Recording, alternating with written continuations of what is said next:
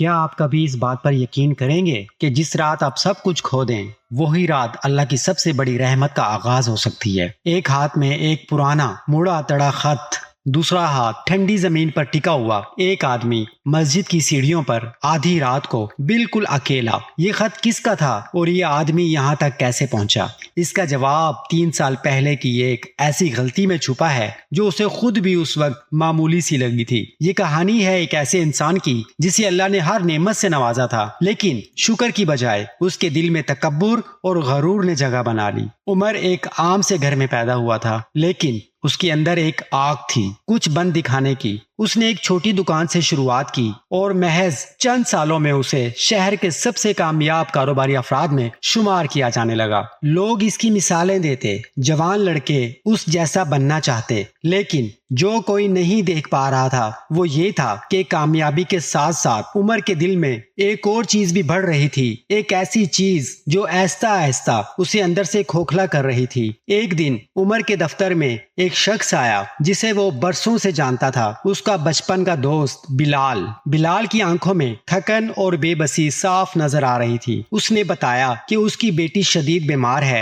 اور علاج کے لیے فوری رقم چاہیے۔ عمر نے صرف چند سیکنڈ سوچا اور پھر ایک ایسا جواب دیا جو اسے آگے چل کر تباہ کر دینے والا تھا۔ میں نے یہ سب اکیلے کمایا ہے، ہر کوئی اپنے مسائل خود حل کرے۔ بلال کچھ نہیں بولا، بس دروازے سے نکلتے ہوئے ایک آخری نظر عمر پر ڈالی، ایک ایسی نظر جو الفاظ سے زیادہ کہہ گئی۔ عمر نے سوچا کہ بات ختم ہو گئی، لیکن اس رات اسے ایک عجیب خواب آیا۔ خواب میں وہ ایک ویران بازار میں کھڑا تھا اور اس کی ساری دکانیں ایک ایک کر کے آگ کی لپیٹ میں آ رہی تھیں۔ ایک آواز جو کہیں سے بھی آ رہی تھی اس سے کہہ رہی تھی، جو دروازہ تم نے آج بند کیا وہ تمہارے لیے بھی بند ہو جائے گا۔ عمر پسینے میں شرابور جاگ اٹھا۔ اس نے اسے صرف ایک بے معنی خواب سمجھ کر نظر انداز کر دیا۔ یہ اس کی سب سے بڑی غلطی تھی۔ ہفتہ بھر بعد عمر کے کاروبار میں ایک نیا شراکت دار شامل ہوا، جواد نے بڑی محنت اور خلوص سے کام شروع کیا اور جلد ہی عمر کا سب سے زیادہ بھروسہ مند ساتھی بن گیا۔ لیکن یہاں ایک راز تھا جسے کوئی نہیں جانتا تھا۔ جواد وہاں اتفاق سے نہیں آیا تھا، وہ ایک خاص مقصد کے ساتھ آیا تھا، ایک ایسا مقصد جو 10 سال پرانے ایک واقعے سے جڑا تھا۔ 10 سال پہلے عمر نے اپنے کاروبار کے ابتدائی دنوں میں ایک چھوٹے کاروباری اسلم کو دھوکہ دیا تھا۔ اس نے اسلم کے ساتھ ایک معاہدہ توڑا اور اسے مکمل طور پر برباد کر دیا تھا، صرف اپنا فائدہ حاصل کرنے کے لیے۔ اسلم اسی صدمے کی وجہ سے چند سال بعد فوت ہو گیا اور جواد کوئی اور نہیں، اسلم کا بیٹا تھا۔ جواد برسوں سے انتقام کی آگ میں جل رہا تھا اور اب اسے موقع مل گیا تھا۔ مہینوں تک جواد نے آہستہ آہستہ عمر کے کاروبار کے راز، کھاتے اور کمزوریاں سیکھیں، اور پھر ایک رات وہ اچانک غائب ہو گیا۔ کروڑوں روپے، اہم دستاویزات اور عمر کے سب سے بڑے کلائنٹس کی معلومات لے کر عمر کو جب پتا چلا تو اس کی دنیا لرز اٹھی۔ لیکن یہ صرف پہلا جھٹکا تھا۔ اسے ابھی معلوم نہیں تھا کہ جواد نے پہلے ہی اس کے مخالفین کو تمام کمزور معلومات بیچ دی تھیں۔ اگلے چند ہفتوں میں عمر کے سب سے بڑے کلائنٹس ایک ایک کر کے اس سے دور ہونے لگے۔ کوئی وضاحت نہیں، کوئی معافی نہیں، بس خاموش ٹھنڈا انکار۔ عمر کو سمجھ نہیں آ رہا تھا کہ آخر ہو کیا رہا ہے۔ اس نے اپنے قابل اعتماد اکاؤنٹنٹ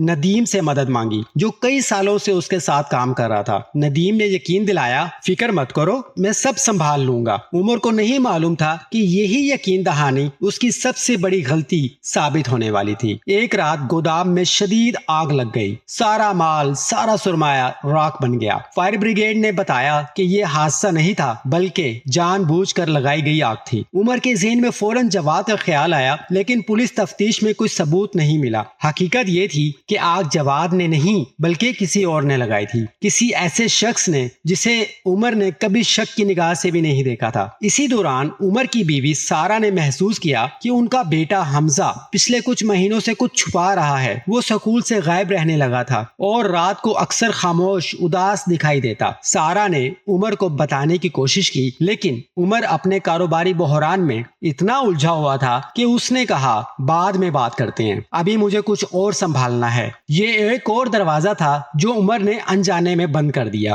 بینک کا دباؤ بڑھتا گیا۔ عمر نے قرض کی ری اسٹرکچرنگ کے لیے دستاویزات نکلوائیں اور تب اسے ایک ایسی چیز نظر آئی جس نے اس کے پیروں تلے زمین نکال دی۔ اس کے گھر کی رہن کی دستاویزات میں دستخط اس کے نہیں تھے۔ کسی نے مہینوں پہلے جعلی دستخط کر کے گھر کو دوبارہ رہن رکھوایا تھا اور رقم نکلوا لی تھی۔ یہ کام صرف وہی شخص کر سکتا تھا جسے عمر کے تمام کاغذات تک رسائی حاصل تھی۔ ندیم، وہی اکاؤنٹنٹ جس پر عمر آنکھیں بند کر کے بھروسہ کرتا تھا۔ جب عمر نے ندیم کا سامنا کیا تو ندیم نے رونا شروع کر دیا۔ اس نے اعتراف کیا کہ اس کے اپنے بیٹے کا آپریشن تھا اور اسے پیسوں کی اشد ضرورت تھی۔ اس نے کئی بار سوچا کہ عمر سے مدد مانگے، لیکن ڈرتا رہا کہ عمر انکار کر دے گا، بالکل اسی طرح جیسے اس نے بلال کو انکار کیا تھا۔ ندیم نے کہا، میں نے آپ کو دیکھا تھا کہ آپ نے بلال کو کیسے واپس بھیجا تھا، مجھے یقین تھا کہ آپ مدد نہیں کریں گے۔ یہ الفاظ عمر کے دل میں تیر کی طرح لگے۔ اس نے پہلی بار محسوس کیا کہ اس کے اپنے فیصلے کسی نہ کسی طرح اسی کے پاس واپس آ رہے تھے۔ اسی رات بینک نے حتمی نوٹس بھیج دیا، 48 گھنٹوں میں گھر خالی کرنا ہوگا۔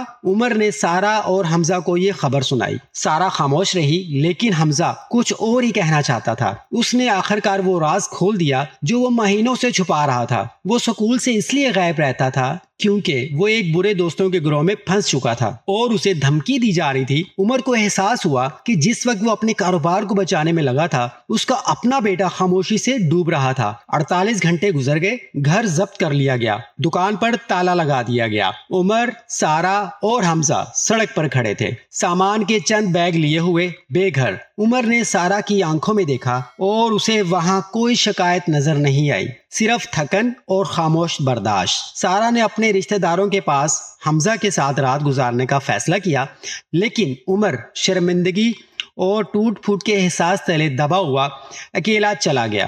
اسے کہیں جانے کی جگہ نہیں تھی۔ سڑک پر چلتے ہوئے عمر کو ایک بوڑھا آدمی ملا جو ایک کونے میں بیٹھا تھا۔ اس نے عمر کو دیکھا اور پانی کا ایک گلاس اس کی طرف بڑھایا۔ بغیر کچھ کہے عمر نے حیرت سے پوچھا، آپ کو کیسے پتا کہ مجھے ضرورت ہے؟ بوڑھے آدمی نے مسکرا کر جواب دیا، جو شخص سب کچھ کھو چکا ہو اس کی آنکھوں میں ایک خاص پیاس ہوتی ہے۔ عمر نے پانی پیا اور جب اس نے شکریہ ادا کرنے کے لیے دوبارہ نظر اٹھائی، بوڑھا آدمی وہاں نہیں تھا، نہ دائیں طرف نہ بائیں طرف، جیسے وہ کبھی تھا ہی نہیں۔ عمر کے رونگٹے کھڑے ہو گئے۔ کانپتے قدموں سے عمر قریبی مسجد کی طرف بڑھا۔ فجر کی اذان کی آواز نے اسے اندر کھینچ لیا۔ برسوں بعد اس نے پہلی صف میں کھڑے ہو کر نماز پڑھی۔ سجدے میں جاتے ہی وہ سب کچھ جو اس نے برسوں سے دبا رکھا تھا، غرور، شرمندگی، خوف، آنسوؤں کی صورت میں بہہ نکلا۔ نماز کے بعد ایک بزرگ امام صاحب اس کے پاس آئے۔ انہوں نے پوچھا، بیٹا تمہاری آنکھوں میں کچھ ہے جو صرف مالی نقصان سے نظر نہیں آتا؟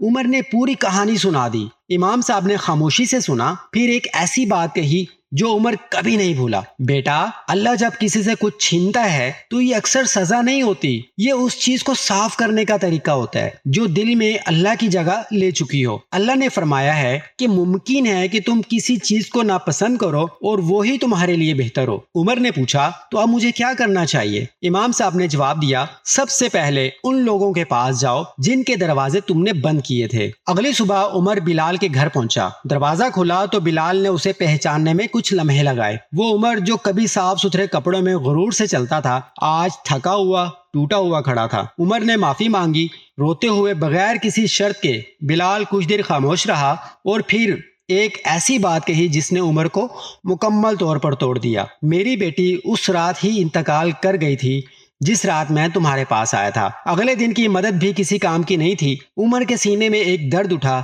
جو الفاظ میں بیان نہیں ہو سکتا تھا، لیکن بلال نے عمر کا ہاتھ تھام لیا اور کہا، میں نے تمہیں برسوں پہلے معاف کر دیا تھا۔ عمر، غصہ اور نفرت مجھے اندر سے کھا رہے تھے اور ایک دن میں نے فیصلہ کیا کہ میں اس بوجھ کو مزید نہیں اٹھاؤں گا۔ معافی میں نے تمہارے لیے نہیں، اپنے لیے دی تھی۔ یہ الفاظ سن کر عمر کو احساس ہوا کہ حقیقی معافی کیا ہوتی ہے۔ اور یہ بھی کہ اس کا سب سے بڑا گناہ ایک انسان کی موت سے جڑا ہوا تھا جسے وہ کبھی بھلا نہیں سکے گا۔ اسی شام عمر گھر واپس آیا، یعنی اس چھوٹے سے کمرے میں جہاں اب وہ اپنے رشتہ داروں کے ساتھ رہ رہا تھا۔ حمزہ اسے دیکھ کر خاموشی سے کمرے میں چلا گیا۔ عمر نے پیچھا کیا اور پہلی بار بغیر جلدی کے اپنے بیٹے کے پاس بیٹھا اور صرف سنا۔